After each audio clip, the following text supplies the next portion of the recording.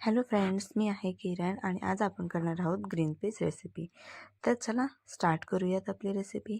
इथे एका कढईमध्ये मी जिरी मोहरीची फोडणी देऊन घेत आहे.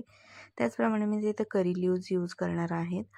तर एक स्पेशल मसाला मी तयार केलेला आहे. तो आहे खोबरे, लसूण, आले आणि कोथिंबीर याची पेस्ट करून मी हा मसाला त्यामध्ये टाकत आहे.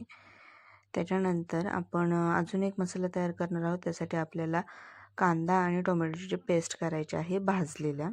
त्यानंतर आपण एक मटर कढईत गरम तेलामध्ये भाजून घेणार आहोत, जेणेकरून वास येणार नाही.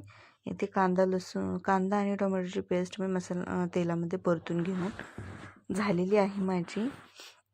आणि त्यामध्ये मी 1 चमचा मिरची पावडर, लाल मिरची पावडर आणि हळद टाकून घेणार आहोत. त्याचप्रमाणे मी ते एव्हरेस्ट मसालाही ॲड केलेला आहे.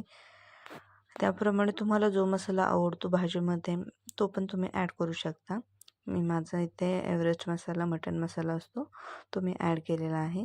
मसाला व्यवस्थित असा परतून झालेला आहे आणि यामध्ये मी हिरव्या मिरच्या पण टाकलेल्या आहेत 4. मटर पण माझं परतून झालेलं आहे गरम तेलामध्ये. मटर परतलं की ते असं थोडंसं आकसतं, त्याच्यामुळे ते बंद करून आपण आपल्या रेडी मसाल्यामध्ये टाकणार आहोत. आता या मसाल्याला व्यवस्थित अशा पद्धतीने तेल सुटत आहे. मी कधी पण भाजीला तेल कमी वापरते. जितकं ऑइल तुम्ही कमी खाताल तेवढं तुमच्या शरीरासाठी चांगलं असतं. त्यामुळे पिंपल्स वगैरे पण येत नाहीत, कंट्रोलमध्ये राहतात. तर इथे माझा मसाला परतून झाला आहे आणि मी इथे पाणी टाकून घेतलं आहे. तुम्हाला ज्या पद्धतीने भाजी हवी असेल त्या पद्धतीने त्याचं बेटर ठेवू शकता. अशा पद्धतीने मी भाजी तयार केली आहे आणि चवीनुसार मीठ घालून घ्या. त्यानंतर तुम्ही त्याच्यामध्ये कोथिंबीर घालू शकता. सर्वांनाच कोथिंबीर आवडते आणि कोथिंबीरीशिवाय कोणतीही भाजी अपूर्णच राहते. तर मी इथे माझ्या भाजीला इथे चांगली अशी उकळी फुटत आहे. एक उकळी फुल गॅसवर फोडून घ्यायची कोणत्याही भाजीची आणि त्यानंतर तुम्ही बारीक गॅस करून ती भाजी आटवून घेऊ शकता.